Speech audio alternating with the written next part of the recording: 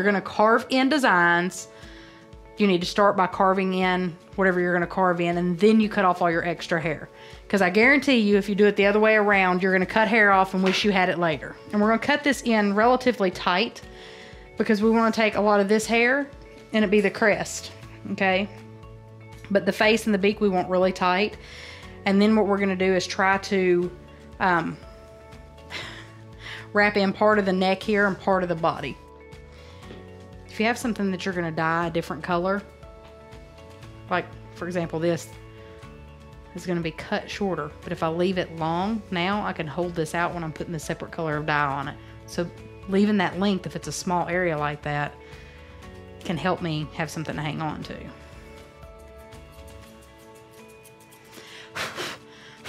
It's intimidating when you have a lot of hair, but if you just go at it slow, kind of whittle it, again, just like whittling with wood. See how that's now standing? It's because I've left fill hair here. There's a lot more that still needs to come out, but now I'm gonna kind of angle upward into that. So I'm gonna start with his tail. Tails and ears tend to have more guard hairs, so they don't take dye as well. So if you can leave that on there longer, you have a better chance of it turning out. Okay. Put a little bit of dye here. And what this is gonna do is kind of help glue the hair down when I start pulling this down. And I'm not gonna pull huge chunks down. Just a little bit at a time. Pull it over onto the foil. Once you get the first layer, you have less chance of it moving on you because it's kind of glued to the foil. And then you just keep adding dye. Notice I'm just pulling down a very little bit of hair at a time until you slowly get it all covered.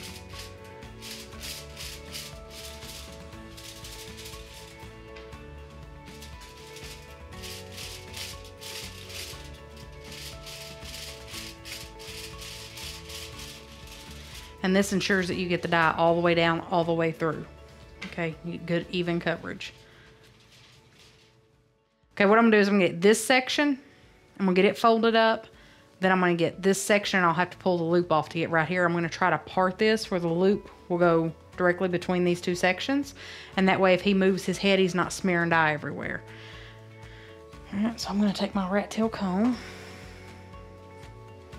And the hard part about this is they all want to turn their head and look around. You just kind of have to be patient and try to predict what they're going to do. And just remember, if you get a spot of dye out of place, it's not the end of the world. Then ensures take care of a whole lot of that.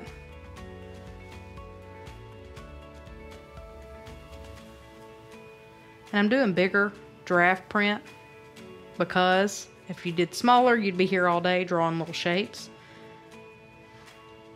So I want like bigger pattern so it doesn't take all day to dye him in, especially if you're doing a client's dog.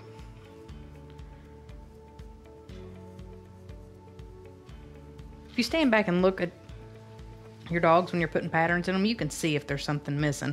If it looks like there's a blank area, especially when you're doing animal prints, leopard print or zebra, giraffe, you stand back and look, you want to fill in any big voids.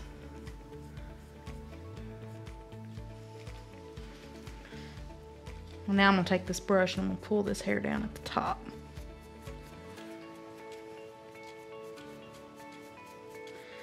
And at the top, it doesn't really matter if it's all the way down the skin because you kind of want it to kind of fade in. You don't want just like a straight line.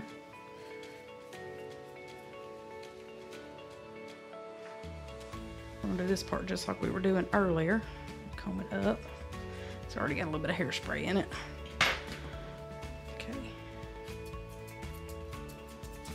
And I'm kind of holding this at about a 30-degree angle. Just trying to kind of lean this mohawk. If you're not gonna get all of it to stand up on its own, but it takes way less hairspray if you can kind of get an angle going there on it.